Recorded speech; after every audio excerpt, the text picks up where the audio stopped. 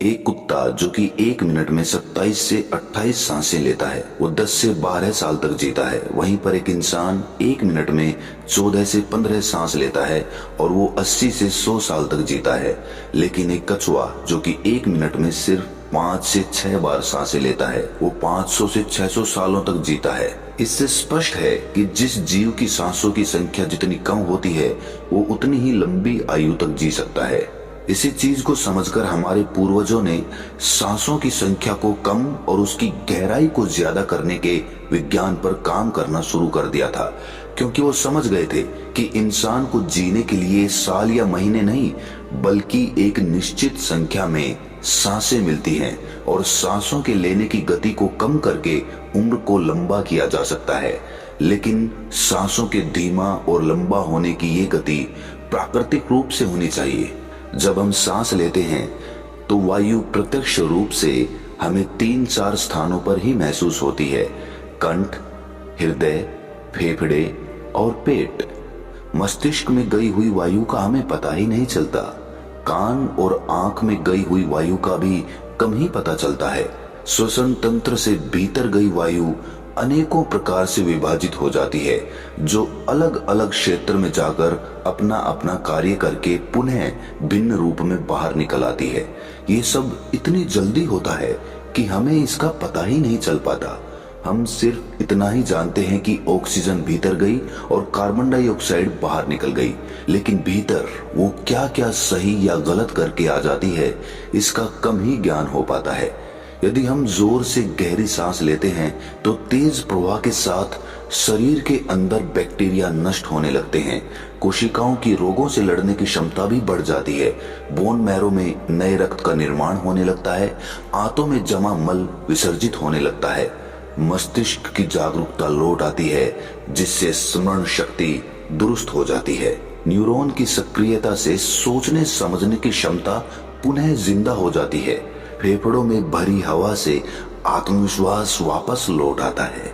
सोचें, जब जंगल में हवा का एक तेज झोंका आता है तो जंगल का रोम रोम जागृत होकर सजग हो जाता है। सिर्फ एक झोंका।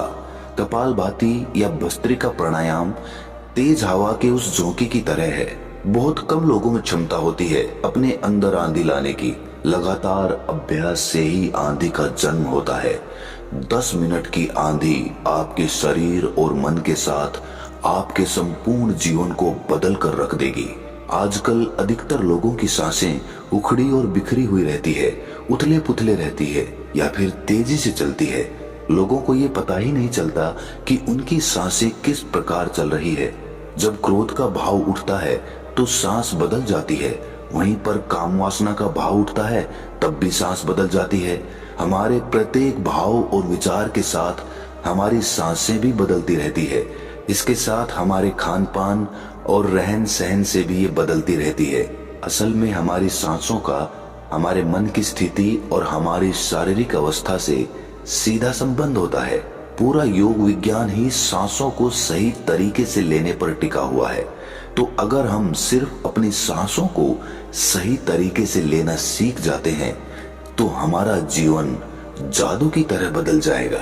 आज इस प्राचीन यौगिक कहानी के माध्यम से हम सांसों को सही तरीके से लेने का तरीका और सांसों के जादुई रहस्य के बारे में विस्तार से जानेंगे।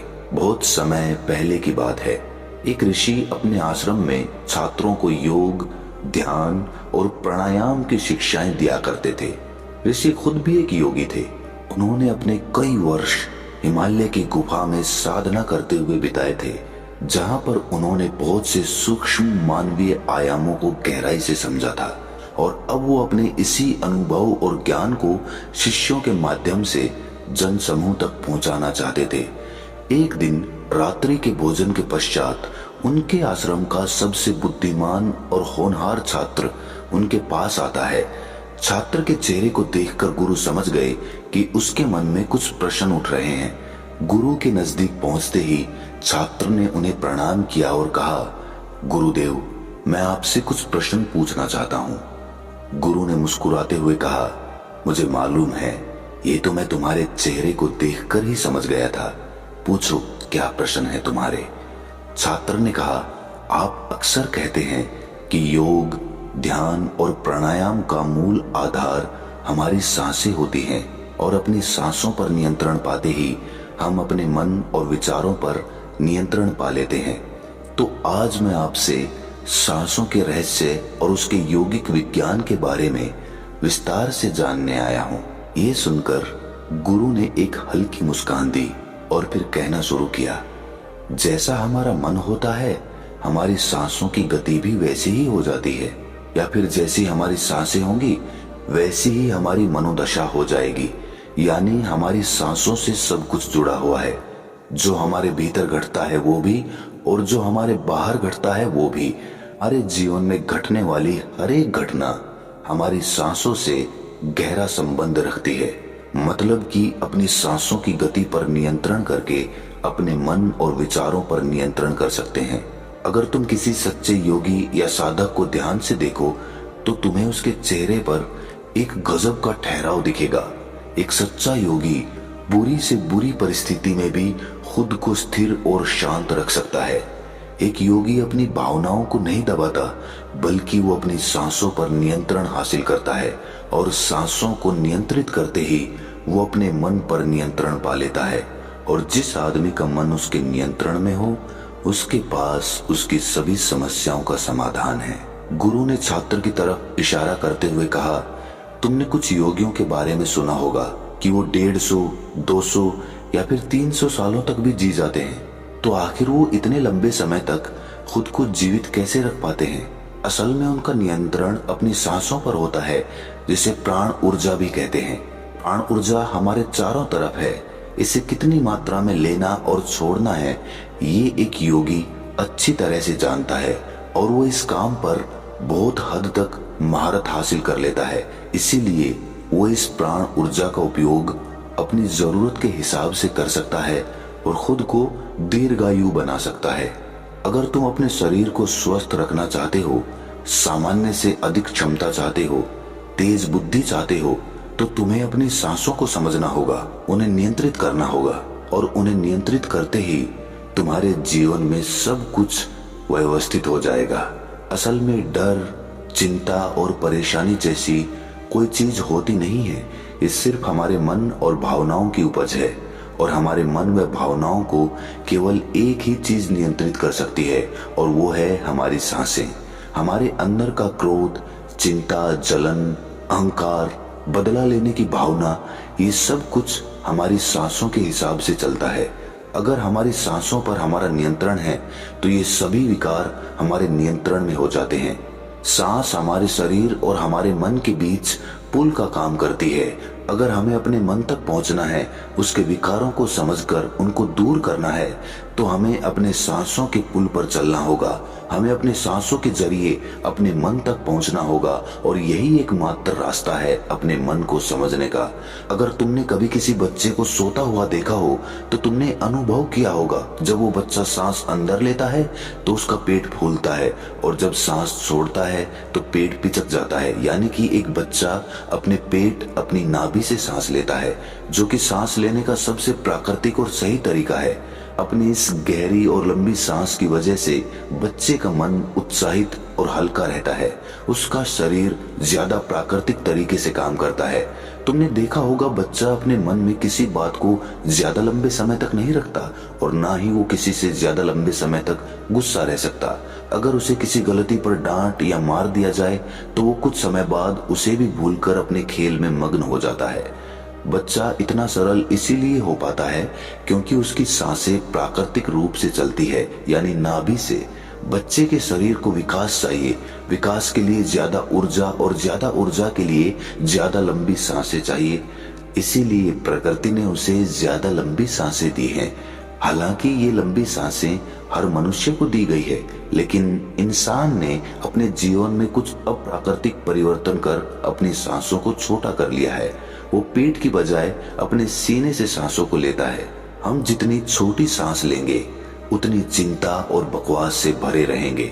हमारी सांसें जितनी लंबी और गहरी होंगी हम उतने ही खुश और शांत रहेंगे। गुरु ने आगे कहा कि एक आदमी 1 मिनट में 14 से 15 बार सांसें लेता है। सांस का सीधा संबंध हमारी मन की स्थिति और हमारे शारीरिक कंपन से है।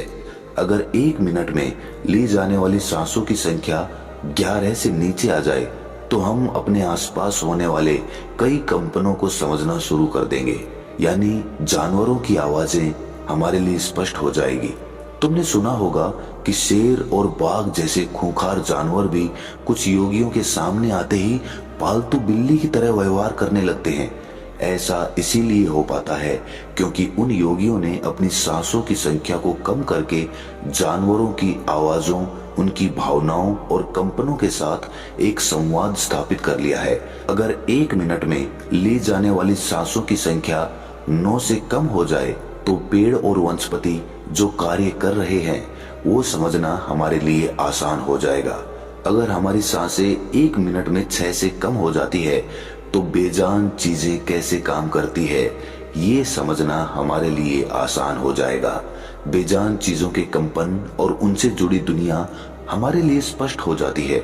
दूसरे शब्दों में कहा जाए तो ब्रह्मांड की प्रकृति समझी जा सकती है और ऐसी स्थिति पर पहुंचकर ही बहुत से योगी और ऋषि मुनि ब्रह्मांड के रहस्यों और उनमें घटने वाली घटनाओं की भविष्यवाणी कर देते हैं।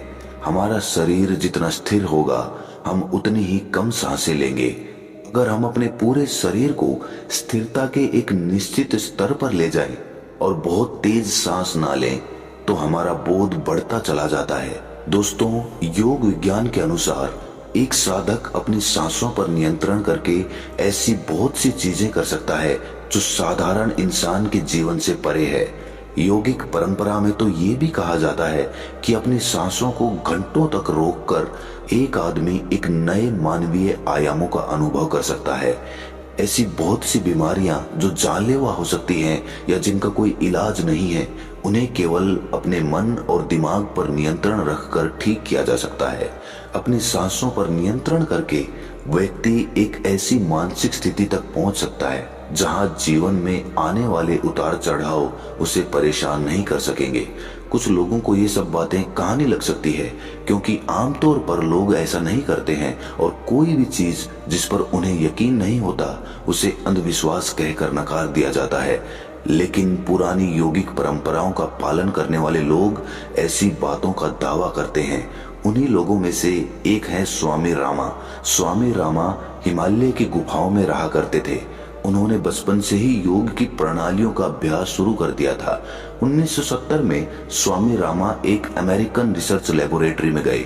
अपनी सांसों पर नियंत्रण करके उन्होंने अपने दिमाग और मन पर कि वो जब चाहें, जितने समय के लिए चाहें, अपनी सांस, ब्रेन वेव्स, हृदय की धड़कन और शरीर में बहने वाले खून को रोक देते थे। लेबोरेटरी में मौजूद डॉक्टर्स ने स्वामी रामा के शरीर पर रिसर्च की और उन्हें मृत घोषित कर दिया।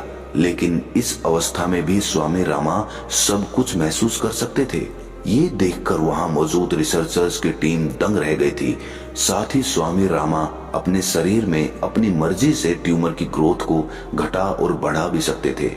रिसर्चर्स की जिस टीम को हिमालयन योगियों के सारे दावे अंधविश्वास और पाखंड से भरे लगते थे, वो अचानक से उन्हें इनर साइंस प्रतीत होने लगे थे, एक भीतरी विज्ञान जो साधारण मनुष्य की कल्पना से भी परे है। सांसों को ध्यान पूर्वक लेना ये एक प्राचीन योगिक टेक्निक है। एक योगी जिसने अपनी सांसों पर नियंत्रण हासिल कर लिया है, वो जब चाहे अपनी सांसों को रोक सकता है। स्वामी रामा के अनुसार अगर आप अपनी सांसों को समझ गए तो आपके शरीर में होने वाली वो बीमारियां जिनका इलाज आज मेडिकल साइंस के पास भी नहीं है, सांसों के माध्यम से उन्हें भी ठीक किया जा सकता है। श्वास के गूढ़ रहस्यों को समझाने के लिए बाद में स्वामी रामा ने अपने कुछ साथियों के साथ मिलकर एक किताब भी लिखी है जिसका नाम है साइंस ऑफ डेथ। गुरु ने आगे कहा, जब सांस विचलित होती है तो मन भी अस्थिर हो जाता है, लेकिन जब सांसें शांत होती है तो मन भी स्थिर हो जाता है और योगी दीर्घायु हो जाता है। इसीलिए हमें अपने स्वास्थ्य पर नियंत्रण करना सीखना चाहिए। गुरु ने शिष्य की आंखों में देखते हुए कहा, तुम्हें क्या लगता है, क्या तुम जितनी लंबी सांसें अंदर लेते हो उतनी ही लंबी सांस बाहर भी निकालते हो? नहीं, सामान्य स्थिति में हम जो सांस अंदर लेते हैं उसकी लंबाई 10 अंगुल होती है और सांस बाहर निकालते समय इसकी लंबाई 12 अंगुल हो जाती है। यहाँ 1 अंगुल का मतलब 1 अंगुली मोटाई से है। हमारी रोजमर्रा की जिंदगी में कुछ काम ऐसे होते हैं जिन्हें करते समय जितनी लंबी सांस अंदर जाती है उससे कई गुना ज्यादा लंबी सांस बाहर निकल जाती है। भोजन करते समय बाहर निकलने वाली सांस की लंबाई 16 से 17 अंगुल होती है। तेज चलते समय इनकी लंबाई 22 से 24 अंगुल हो जाती है। दौड़ते समय निकलने वाली सांसों की लंबाई 45 से 50 अंगुल तक पहुंच जाती है। संभोग करते समय 50 से 60 अंगुल। सोते समय नींद में बाहर निकलने वाली सांसों की लंबाई 60 से 70 अंगुल तक पहुंच जाती है। इसीलिए हमारे शास्त्रों में काम और क्रोध पर नियंत्रण रखने की बात कही गई है, क्योंकि ये हमारी प्राण शक्ति को छीन कर देती है। श्वास को इंसान की प्राण शक्ति भी कहा जाता है। जब एक 200 वर्षीय व्यक्ति से उसकी लंबी उम्र का राज पूछा गया तो उसने 2 ही चीजें बताई। पहला, नाभि तक भरकर पूरी सांस ले, और दूसरा, रीढ़ की हड्डी को हमेशा सीधा रखें। साधारण सी लगने वाली ये दोनों बातें योग और प्राणायाम की दृष्टि से बहुत महत्वपूर्ण हैं। असल में शरीर के अंदर जाने वाली सांस की लंबाई कम और बाहर निकलने वाली सांस की लंबाई ज्यादा होती है। यदि किसी तरीके से बाहर निकलने वाली प्राण वायु की लंबाई को कम कर दिया जाए तो लंबी उम्र को प्राप्त किया जा सकता है। स्वर शास्त्र के अनुसार यदि बाहर निकलने वाली प्राण वायु की लंबाई 1 अंगुल कम हो जाए तो व्यक्ति निष्काम हो जाता है, यानी उसके अंदर काम वासना खत्म होने लगती है। 2 अंगुल कम होने से आनंद की प्राप्ति होती है। 3 अंगुल कम होने से लेखन शक्ति बढ़ती है। 4 अंगुल कम होने से वाक सिद्धि प्राप्त हो जाती है।